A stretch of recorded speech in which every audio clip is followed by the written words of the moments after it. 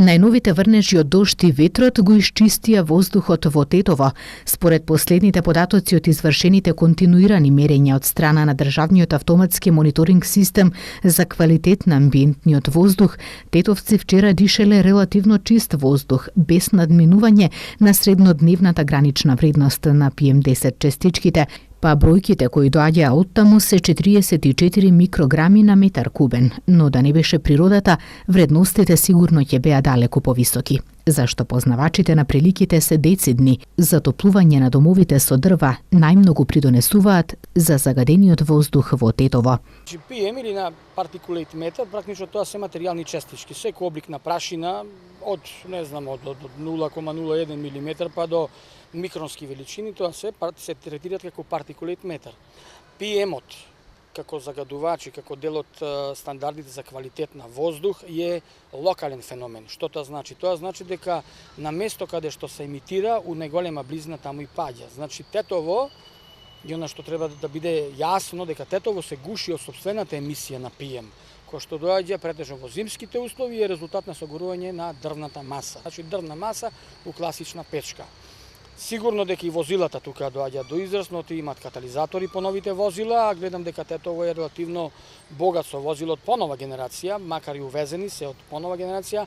Индустрија има, може тука да се каже дека индустријата, рецимо при сечење на дрвена граѓа, при градежни активности, исто така е присутна, но во зимскиот период градбите се сведени буквално на нула. Она што ни останува теа се возилата и како би реколи грењето, значи класично грење со дрвна маса. И овде е најдобриот лек и најдоброто решавање практично за овој проблем, а тоа е да се смени типот на гориво, значи од дрвна маса да се премине на, не би рекол алтернативни, него веќе стандардни. Гасот е една од алтернативите како таков, но заради технички, речем, причини кои што додека гасот дојде така натаму, во моментов и мислам дека се уште и енергетски најефикасен и финансиски најефикасен дел е така наречена топлинска пумпа, моделот на концептот на топлинска пумпа. А најголем дел од анкетираните граѓани денес се греат на дрва. Со дрва, нешто друго. Зошто сте го одбрале овој начин на грејење? Па немам други средства.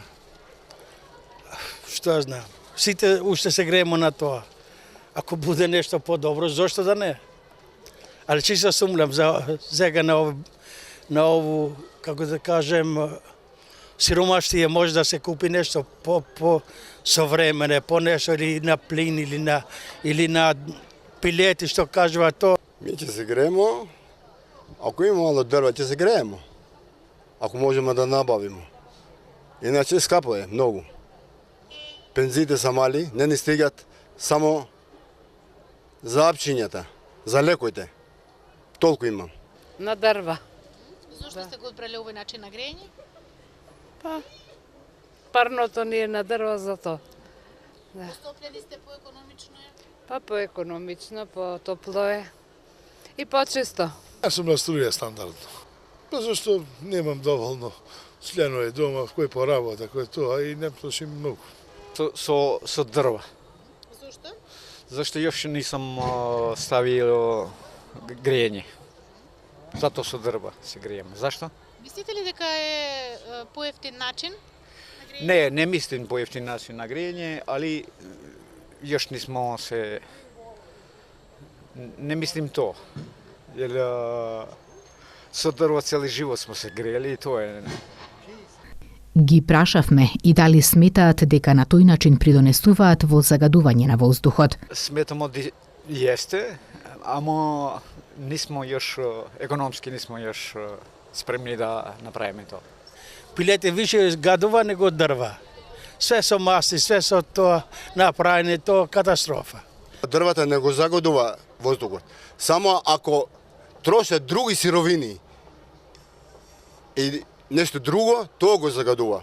Например, гуми од колата, стари алишта, нешто друго што не е. Тоа го загадува. Иначе јас сум работал 30 години во Јукром. Сум бил натре во Јукром и пак денеска сум жив. А нешто викат овие народот, Јукром го загадува животот. Овој време, воздухот. Тоа не е точно. Секој со своето убедување придонесува за помалку или повеќе загаден воздух. Денес тетовци ги изненадија белите дробови со чист воздух.